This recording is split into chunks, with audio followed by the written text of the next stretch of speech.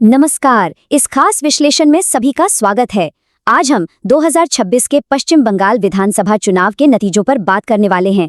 NDTV के live updates जिस तरह से इस पूरी प्रक्रिया को ट्रैक कर रहे हैं, हम उस पूरे ढांचे को गहराई से समझेंगे। वोटों की गिनती से लेकर जो फाइनल रिजल्ट्स आने वाले हैं, आइए इस बड़े राजनीतिक इवेंट का एकदम सटीक और निष्पक्ष विश्लेषण करते हैं।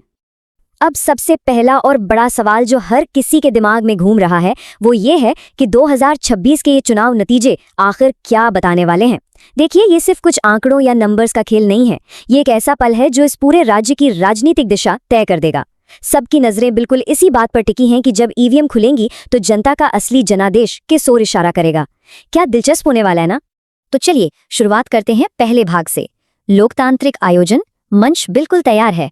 2026 के पश्चिम बंगाल चुनाव के परिणाम ये अपने आप में एक बहुत बड़ी ऐतिहासिक घटना है और इसीलिए इस अहम राजनीतिक क्षण का बिल्कुल निष्पक्ष और फैक्ट्स के आधार पर अवलोकन करना बहुत जरूरी हो जाता है। हमारा पूरा फोकस इसी बात पर है कि डेटा आखिर क्या कह रहा है, ये चुनाव प्रक्रिया किस तरह से आगे बढ़ रही है और जो रुझान आ रहे हैं वो किस तरफ इशारा कर रहे हैं। आगे बढ़ते हैं भाग 2 की तरफ। प्रमुख राजनीतिक दल यानी मुख्य दावेदार कौन कौन है।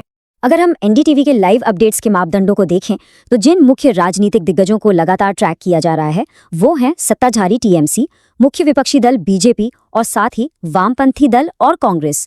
चुनाव की ये जो पूरी प्रक्रिया है, लाइव कवरेज और जितनी भी चर्चाएं हो रही हैं, वो सब इन्हीं पार्टियों के प्रदर्शन और उनके आंकड़ों के इर्द गिर्द ही घूम रही हैं। और दिलचस्प बात यह है कि ये कोई सीधा सीधा या दो तरफा मुकाबला बिल्कुल नहीं है। पश्चिम बंगाल इस बार एक साफ बहुकोणीय मुकाबले यानी मल्टी कॉर्नर कॉन्टेस्ट का गवाह बन रहा है। जहां एक तरफ टीएमसी और बीजेपी के बीच एकदम सीधी और कांटे की टक्कर है, वहीं लेफ्ट और कांग्रेस भी इस पूरे राजनीतिक समीकरण को काफी पेचीदा बना रहे हैं। वोटों की गिनती को तय करने वाली ये जो लड़ाई है, ये सच में कई परतों में बटी हुई है। अब आते हैं भाग 3 पर, मतगणना की ट्रैकिंग यानी ये पूरी प्रक्रिया आखिर काम कैसे कर रही है। तो ये जो पूरी प्रोसेस है, ये मुख्य रूप से 3 अहम चरणों से होकर गुजरती है। पहला स्टेप है ग्राउंड लेवल पर हर एक वोट और ईवीएम की बारीकी से गिनती होना।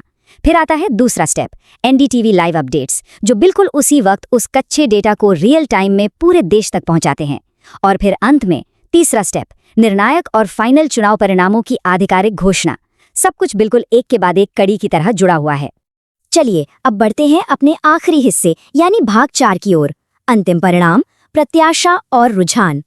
और इन सब के बाद एक बहुत बड़ा सवाल जो सोचने पर मजबूर कर देता है, वो ये है कि ये लाइव अपडेट्स और नतीजे अंततः पश्चिम बंगाल के भविष्य को कैसे आकार देंगे। गिने जा रहे इन लाखों वोटों का राज्य के शासन और राष्ट्रीय राजनीति पर क्या दूरगामी प्रभाव पड़ने वाला है। देखिए, असली जवाब तो फाइनल रिजल्ट्स के साथ ही सामने आएगा, लेकिन इस बहुकोणीय संघर्ष के नतीजे भारतीय लोकतंत्र की दिशा में एक नया अध्याय जरूर लिखेंगे, ये तो तय है। इस विश्लेषण से जुड़ने के लिए बहुत बहुत धन्यवाद।